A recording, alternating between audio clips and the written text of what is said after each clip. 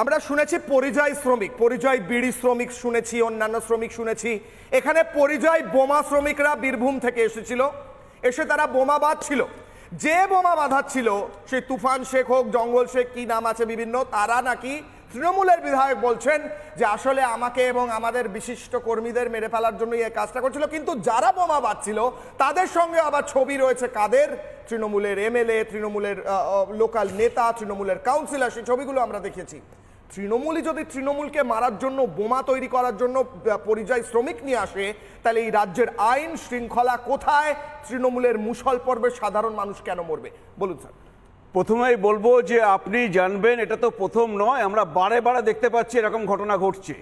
এবং প্রতিটা ক্ষেত্রে আপনি যে বললেন পরিযায়ী শ্রমিক, আপনি দেখবেন যে বোমা বাঁধার ক্ষেত্রে পরিযায়ী শ্রমিক হোক আর স্থানীয় শ্রমিক হোক, সবই কিন্তু তৃণমূলী শ্রমিক। এইটা হচ্ছে সব থেকে বেশি ইম্পর্টেন্ট। এবং এটা শুধু একবার নয়, আপনাদের মনে থাকবে বীরভূমে লালটু শেখ, নিউটন শেখ, তাদের গায়ে বোমা ছোড়া হয়েছিল। আজকে বারাসাতে রূপচাঁদ মণ্ডল একজন গ্রাম পঞ্চায়েত প্রধান ছিলেন, তার উপর বোমা ছোড়া হয়েছিল, সেই তৃণমূলই ছুঁড়েছিল। শুধু তাই নয়, অনেক সময় এদের বাড়ির বাচ্চা পর্যন্ত মারা যাচ্ছে।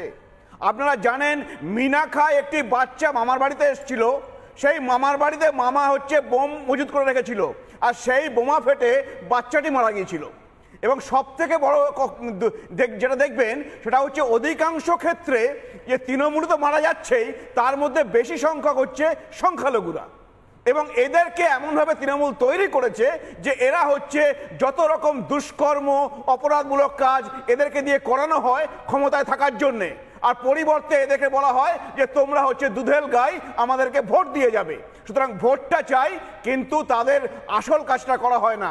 আপনারা জানবেন আমাদের রাজ্য সভাপতি শ্রমিক দা কয়েকদিন আগেই বলেছেন, দুদিন আগে বলেছেন যে আমরা এদের হাত থেকে বোমা নিয়ে বই দিতে চাই, আমরা তলোয়ার নিয়ে হচ্ছে পেন দিতে চাই।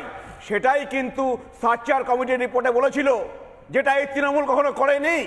আজকে সংখ্যালঘুদের আয়নায় মুখ দেখার সময় এসছে যে আমরা এই তৃণমূলের বোমা বাঁধবো না বোমা বাঁধবো না, আমাদের পরিবার মানুষ মারা যাবে না মারা যাবে না, আমাদের মৃত্যু হবে এইভাবে না হবে না, এইটা দেখতে হবে প্রতিটা ক্ষেত্রে। আপনি দেখুন বকটুয়ে কি হয়েছিল, সেই তৃণমূলের গোষ্ঠীদ্বন্দ্ব। একটি পরিবারের 10 জনকে জীবন্ত পুড়িয়ে মারা হয়েছিল। ওই রকম নৃশংস ঘটনা আপনি কটা দেখেছেন? তো সেই ক্ষেত্রেও সেই তৃণমূলকে মারছে। আজকে পঞ্চায়েত ইলেকশনে 2023-এ যতজন মারা গিয়েছে, একটি পার্টি সব থেকে বেশি মারা গিয়েছে, সে হচ্ছে তৃণমূল। কিন্তু একবারও দেখাতে পারবেন না কোনো বিরোধী দলের কেউ তাদেরকে মেরেছে। তৃণমূলকে মেরেছে। এটা তো হয়ে আসছে। এখন এদেরকে বুঝতে হবে যে এই পার্টিতে থাকবেন কিনা। এখানে হচ্ছে টাকার প্রতিটা ক্ষেত্রে দেখবেন, এই আজ যে কাটোয়ায় দেখছেন সেই একই রকম ব্যাপার, সেই তোলাবাজি, সেই টাকা তুলবো, এই বকরা নিয়ে এদের মধ্যে গন্ডগোল, তার মধ্যে একের পর এক মৃত্যু আর রক্ত বইছে পশ্চিমবঙ্গে। আমরা এই অরাজকতাটা বন্ধ করতে চাই পশ্চিমবঙ্গে। আমাদেরকে সংখ্যালঘুদের ভোট দিতে হবে না, আমরা তাদেরকে বলবো না তোমরা আমাদের দুধের গাই হয়ে যাও, কিন্তু আমরা চাই পশ্চিমবঙ্গের এই অরাজকতা বন্ধ হোক, কারোর যেন এইভাবে মৃত্যু না হয় সেটা আমরা চাই। সেই জন্য বলছি আমরা। বেশ, নানা ধরনের কন্টেন্ট দেখার জন্য লাইক করুন, শেয়ার করুন আমাদের ফেসবুক পেজ, সাবস্ক্রাইব করুন আমাদের ইউটিউব চ্যানেল। পাশাপাশি অন্যান্য ব্রেকিং নিউজের জন্য অবশ্যই চোখ রাখুন রিপাবলিক বাংলায়।